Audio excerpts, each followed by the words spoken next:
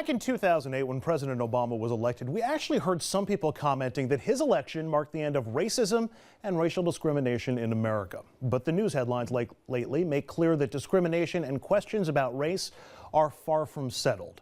Take the subject of our last segment, stop and frisk. More than 90% of the people being stopped in 33 precincts are either black or Hispanic. Can any policy, no matter how well intended, that ends up with such lopsided racial numbers not be considered discrimination? Or there's the hiring process, the FDNY. An appeals court last week ruled the department didn't intentionally discriminate, even though the department's hiring policies somehow ended up with blacks making up only 3.4% of new hires in recent years. More questions in the news in Westchester County. County grappling with an anti-discrimination housing suit because county leaders didn't analyze and correct impediments to fair housing. The result, that every community in the county that was not one of the major urban centers, we have a map that we're going to show right there. Anything in white in the county had a black population of less than 3% of that community's total population. Need any more examples? The news is rife with them. Questions about college and affirmative action now before the U.S. Supreme Court. Should schools take extra steps to boost minority enrollment? In the justice system, 40% of all prison inmates in the U.S. are now African American. 41% of all inmates on death row are black. 35% of those executed in this country between 1977 and 2001 black. Or the halls of Congress, where you have 12.4% of members of both chambers African American these days. For frame of reference as we talk, African Americans, 13.1% of the U.S. total population as of 2011, 25.1% of the New York City population as of 2010. So here's my question to the panel.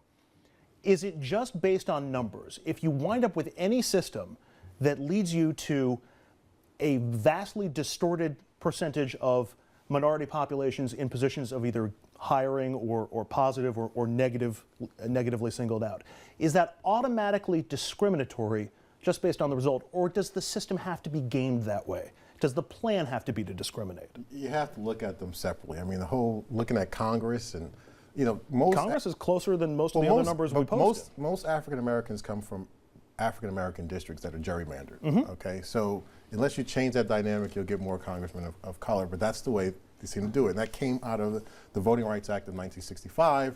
Section 2, Section 5, which said that African Americans or Latinos have a problem getting their folks elected, and so then you started packing African Americans so that they can get folks elected. That's why you're limited to such a small number of African Americans in Congress. So that's separate from there. Now the fire department, New York City Fire Department knew they've had an issue for 40 years. Okay, they knew that. I mean, 90% of the fire department is white. 65% of New York City is minority. That's black. That's Asian, that's Latino. 50% of New York City is women. But does that imply that their hiring policy is discriminatory? It's not the hiring policy, it's the exam. There is, in the law, it says that there's a disparate impact. That means that it doesn't have to be intentional, but when you look at how it affects whites, blacks, Latinos, Asians, that this exam has a disparate impact. When you look at the statistics, that at least, when that happens, there should be at least a look and see if it does. You know, if it is discriminatory. Michael? The more textured look at that, and it seems that despite our party affiliations, we may be on opposite sides of this. So what happened is the test resulted in the numbers that we have now, and then they kept, I don't want to say gaming, they kept modifying the test and providing lifts and benefits to certain test takers, but the numbers didn't move. So then at some point, does the numbers itself at the end produce a discriminatory, can you infer from the numbers discriminatory intent? Which is the question I'm asking about all of these different issues, because I you don't can, know you that can they can analyze all be. every But I take a different argument. I don't know that they I could take all a be different conflated. argument when it comes to the fire department. I contend it's not the test at all. The reason why you have the numbers that you do with the fire department, one, it's a huge patronage system for family members. Dad passes on the son, and then it's the investigation process. That's where the problem is. Because you have investigators, if you look at the numbers of African Americans that are disqualified for whatever reason, that's where the discrimination comes in, as well as with the NYPD. Because that can be almost an non-objective process where for whatever reason, within a framework, you can disqualify somebody. Boom. But let me bring it back to the larger overarching question that I'm trying to ask here. Anytime you see the numbers that far out of whack with the population numbers, I mean, you're talking the African Americans, 13% of the country's population, 40% of the prison population.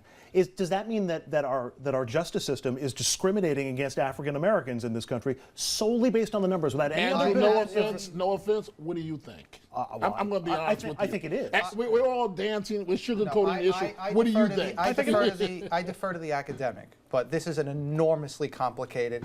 I mean, thousands upon thousands of PhD dissertations have been written on this issue. I don't know that there's no this one. in 5 minutes of We're television. all very smart and very Well, good looking. there's Yes, our but, PhD. Doctor?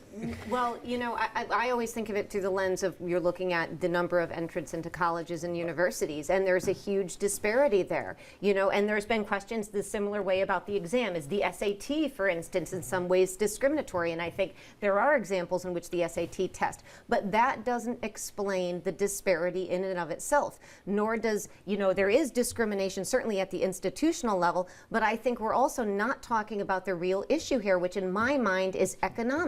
It is an issue of economics in all of these cases. I mean, I agree with you. You have to separate these issues, but in many of these cases, there is an economic explanation for this. You look at whites that are poor. They have a very difficult time getting into high-powered colleges and universities in the same way that African Americans would. A lot of attention is being paid to that now. The Times recently did a series of articles and op-eds where if you provide intensive counseling and hand-holding for young people and parents that are not used to applying to Ivy League and top-tier colleges, the same way the military provides that hand-holding and counseling for younger folks, for poor families applying to military branches, you would have better results at the Ivy Leagues based on class, which in certain areas would also impact race. Race, absolutely, yeah. But it's positive and negative. Of course, there are more folks of color in prison, and that's for all the, it implicates a whole host of horrible reasons involving economic justice